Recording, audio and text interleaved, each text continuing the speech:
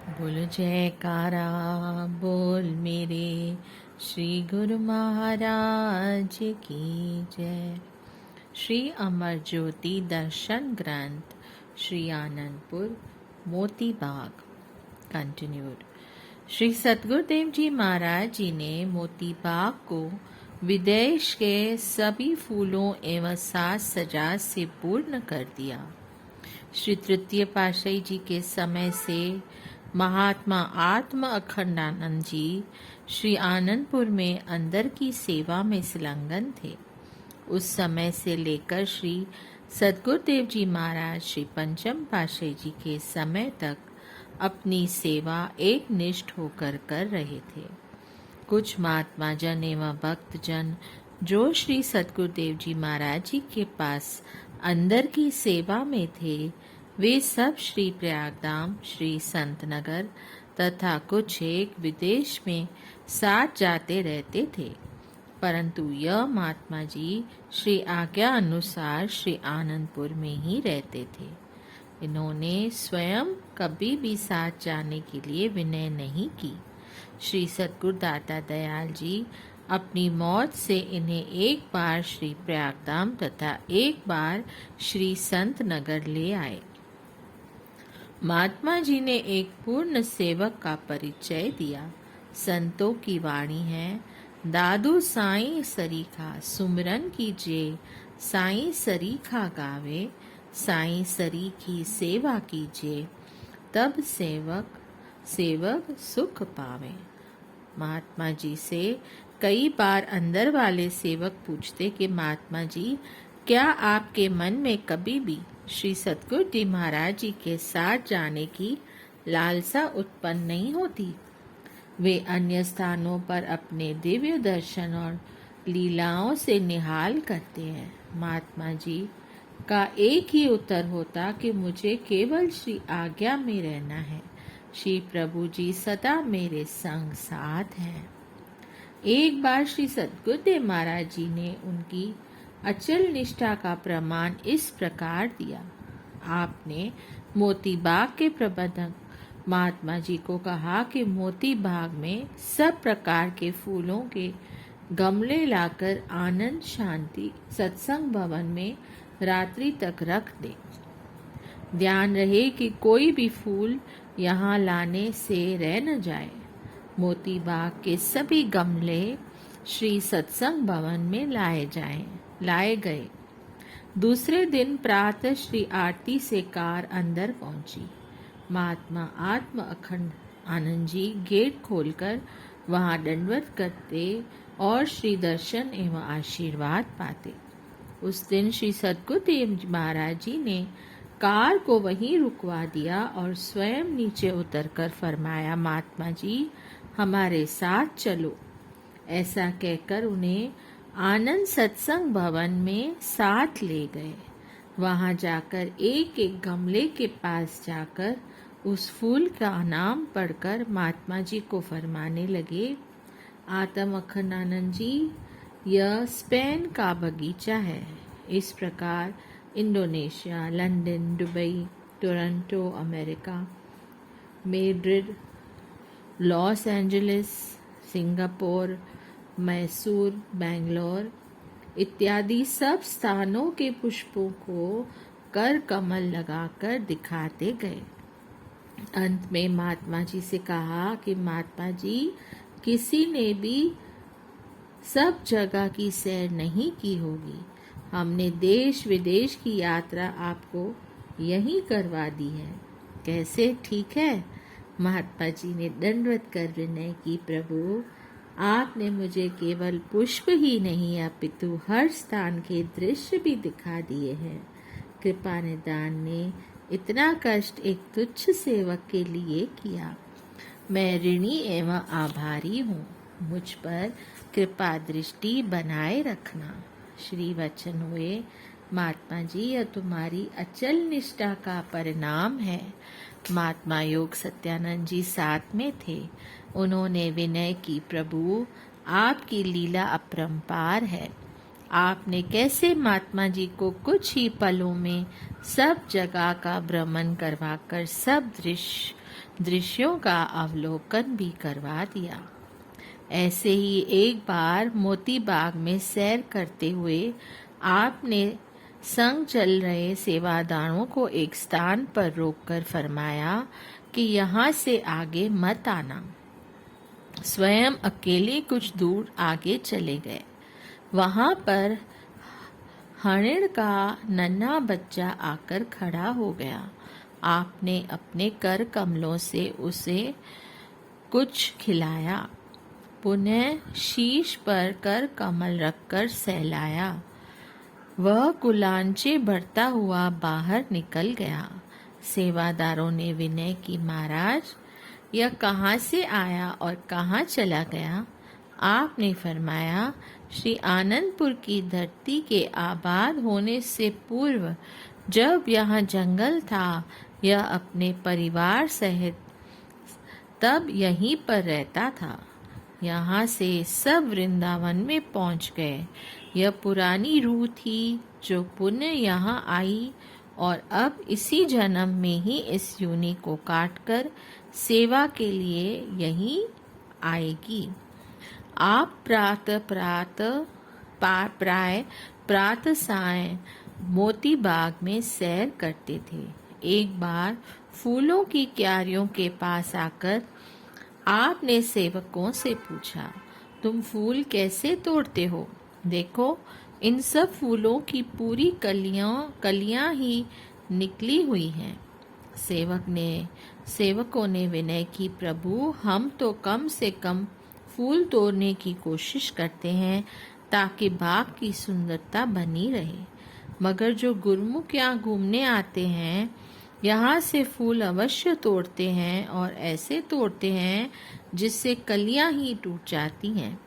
यदि आपकी आज्ञा हो तो यहाँ कुशेष प्रमुख स्थानों पर 4-5 बोर्ड यह लिखकर फूल तोड़ना सख्त मना है, लगा दिए जाएं। श्री वचन हुए, नहीं, ऐसा कोई काम मत करो जिससे लोगों की भावना को ठेस पहुंचे। कुछ ऐसा उचित मार्ग अपनाओ जिससे अपना भी कार्य हो जाए और लोग भी प्रसन्न हो। तब श्री प्रभु जी ने स्वयं एक कागज पर कुछ पंक्तियां लिखी। उनमें से कुछ इस प्रकार है, संसार में रहो मगर संसार से चित्त मत जोड़ो, देखो बड़े प्यार से मगर फूल मत तोड़ो। पुनः लिखा, मेरी मुस्कुराहट से आपको मिलती है खुशी, तमन्ना है मुस्कुराता रहूं आपकी खुशी के लिए। आज हूँ कल नहीं रहूँगा, जब तलक भी रहूं मुस्कुराता रहूं बस आपकी खुशी के लिए। श्री आज्ञा पालन कर तुरंत ही इन पंक्तियों को बोर्डों पर लिखकर मोती बाग में लगाया गया। सचमुच ही गुरुमुख जन जब मोती बाग में आ जाते तो इन पंक्तियों को पढ़कर बहुत खुश होते हैं और स्वयं में वही ये विचार उत्पन्न होते हैं कि फूलों को निहारे, सुगंधित समीर का आनंद ले और इन्हें न तोड़े। महाप्रभु जी की असीम कृपा का वरदान पाकर मोती बाग दर्शनीय एवं प्रशंसनीय बनकर लह रहा है। आपने सब प्रकार से इसे संपूर्णता प्रदान की।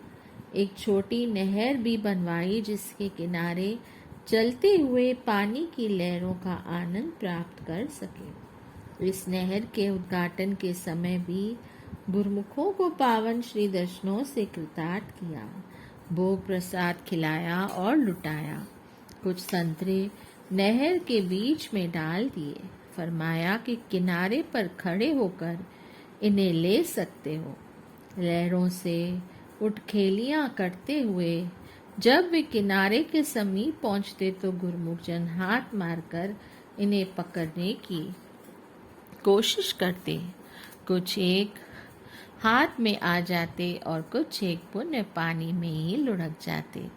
महाप्रभु जी ने मुस्कुराते हुए फरमाया कि आराम से पकड़ो तो ही हाथ में आएंगे।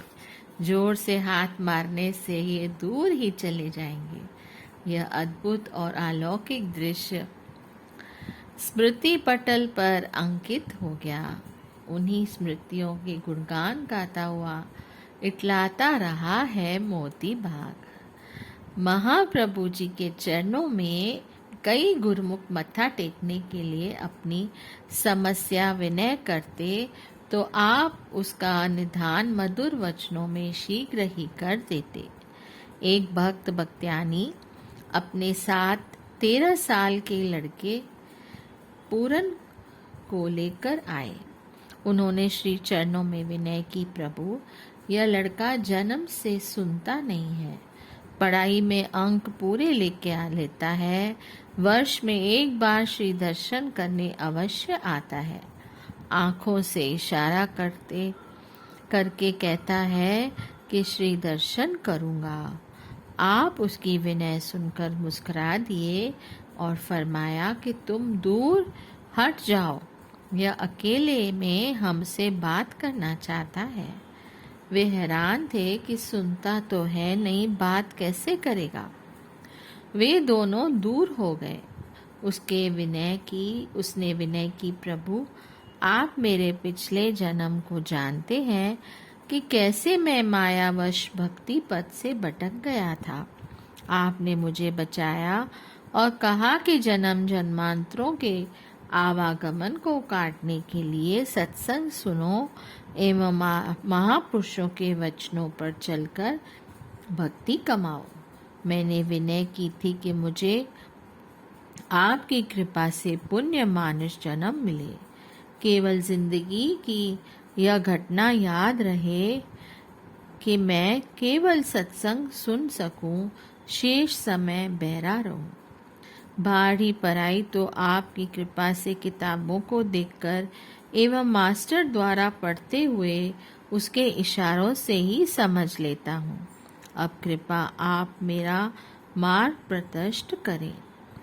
आपने फरमाया, पूरन तेरे मन में भक्ति की इतनी तीव्र अभिलाषा है, अब इस जन्म में पिछले जन्म की घटना याद रखना, साधु संतों की सेवा करना, सत्संग पर मनन करना एवं नाम सुमरन में दिल लगाना।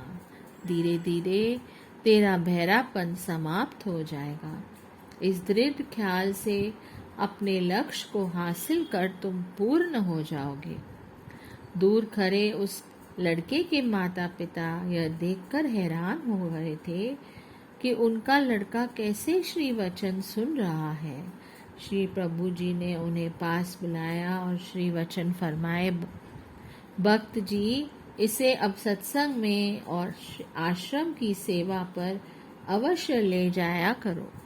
बड़ा होकर जितना समय एवं धन संतों की सेवा में लगाने देना। सत्संग सुनते सुनते इसका बहरापन दूर होता जाएगा। यह स्वयं कह रहा है कि इसने पिछले जन्म में संसार की माया से दूर रहकर भक्ति करने का वर मांगकर बैरा बनने का संकल्प लिया था। तुम दोनों भी नाम की कमाई करो, सेवा सत्संग में समय बिताओ, संसार के कार्य व्यवहार करते हुए जीवन को खुशहाल बनाओ। बड़ा होते होते उस लड़के का बहरापन दूर हो जाएगा।